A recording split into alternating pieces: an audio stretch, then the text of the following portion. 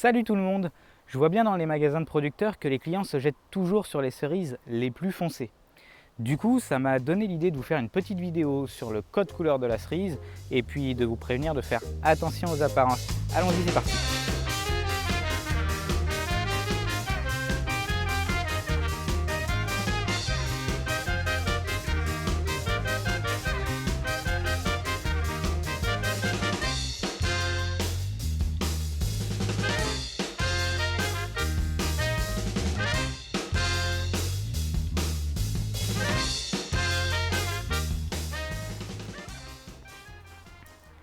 Les cerises rouges, parce qu'il en existe des bicolores, il en existe des blanches, donc les cerises rouges dont on va parler, quand elles mûrissent, elles passent par un gradient de différents rouges.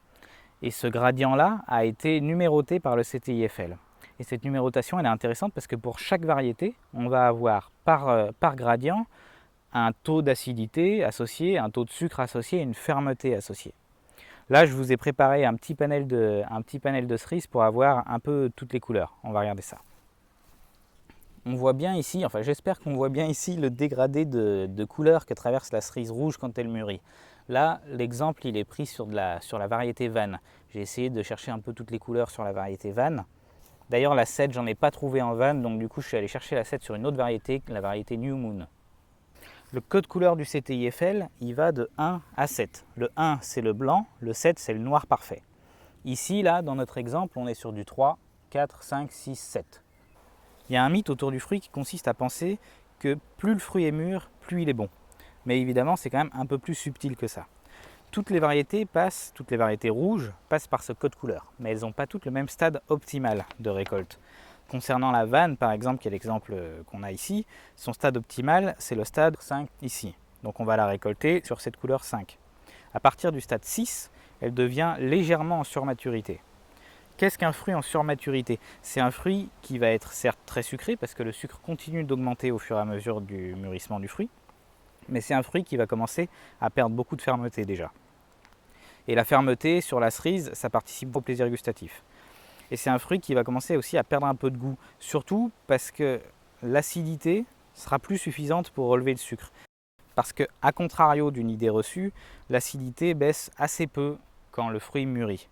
C'est vraiment le taux de sucre qui augmente et donc le ratio sucre sur acidité qui va changer.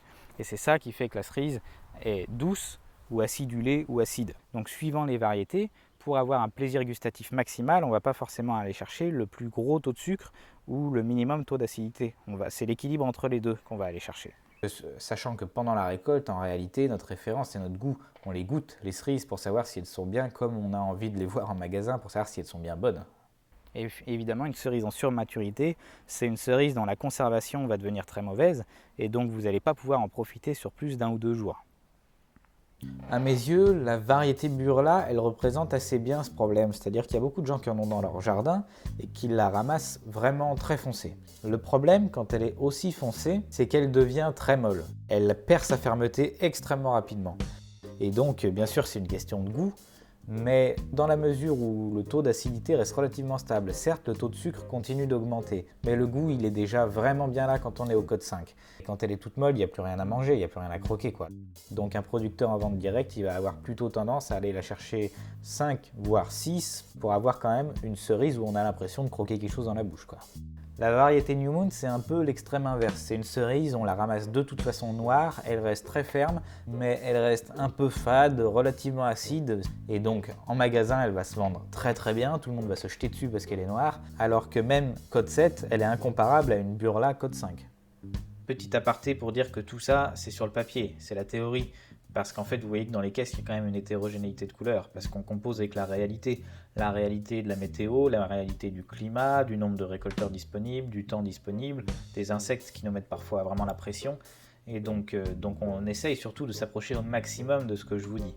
Évidemment, tout le monde n'a pas les mêmes goûts, et heureusement, toutes les cerises ne se ressemblent pas, toutes les variétés ne se ressemblent pas. C'est pour ça que moi, je vais essayer d'avoir en magasin, en général, 2 variétés, une qui va être plus sur le sucre, et une qui va être un peu plus acidulée. Par contre, elles vont toujours être récoltées dans leur couleur de maturité optimale pour chacune de ces variétés, pour garder la meilleure fermeté et la meilleure conservation. Et grâce au circuit court, ça me permet de récolter des cerises qui sont vraiment à leur stade de maturité optimale et de vous les amener rapidement en magasin, de ne pas les faire traîner.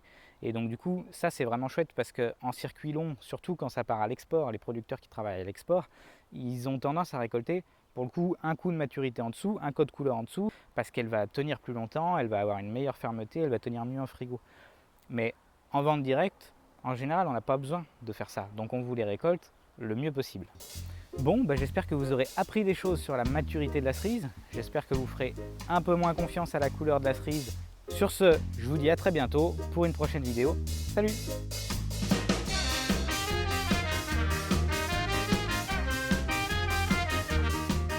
Oh merde, ça filmait pas?